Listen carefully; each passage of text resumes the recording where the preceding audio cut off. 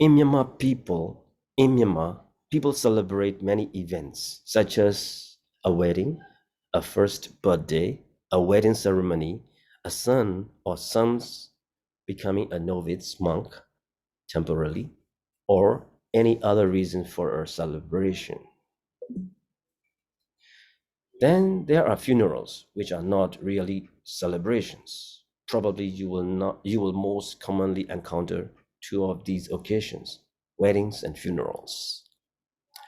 Marriage is not a legal contract for Myanmar Buddhists, but more for a social one.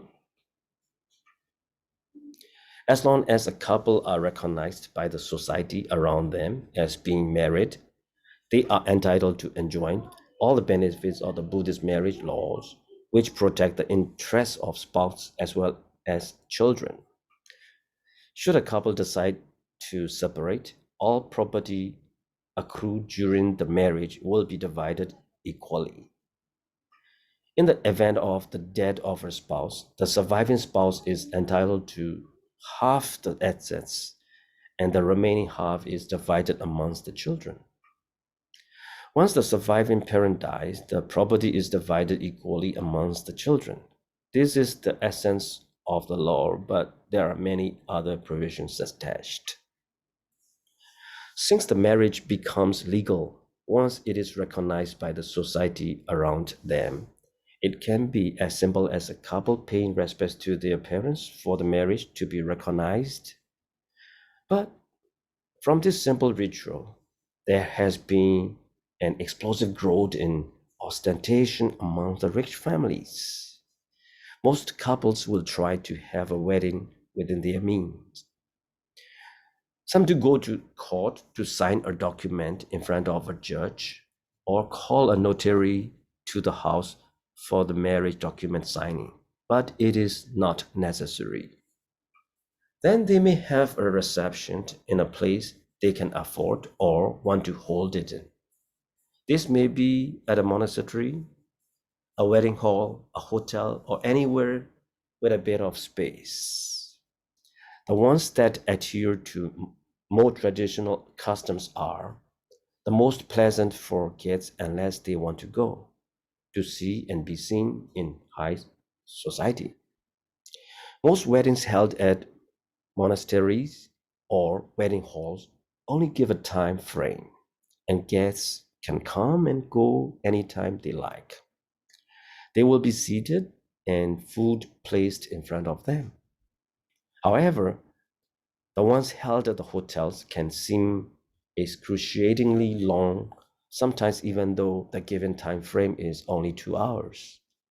People tend to arrive prior to the given time, sometimes for finding a parking spot or to beg a good table. If you are lucky, there will be a table reserved for you to sit with your friends or colleagues. Then comes the hard part, the waiting, especially if you don't know anyone else at your table.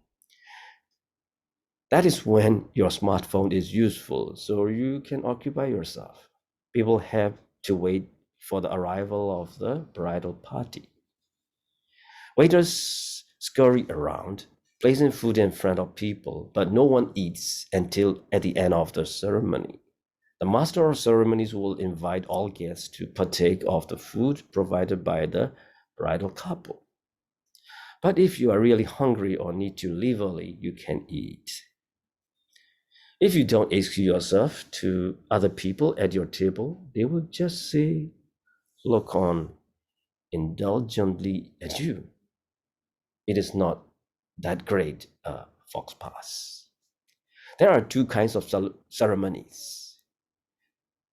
If the actual marriage has already taken place, either at the court or with a sunjue, the bridal couple will come in to the front of the reception hall. There usually will be a short ritual where jasmine garlands are placed around their necks and rings on their fingers. This can be done by their parents or elder couple or a VIP couple. The rule is to ask a couple who have had a good, fulfilled, and successful marriage.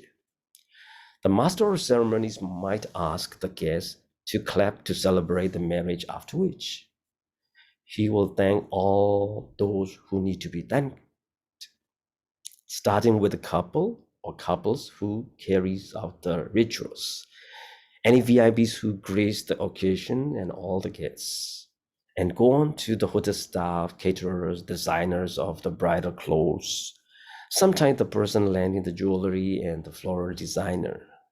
Then the guests are invited to eat. The other kind of ceremony is an actual marriage ceremony. The bride and groom start out by paying respect to all the guests in addition to their parents and so on.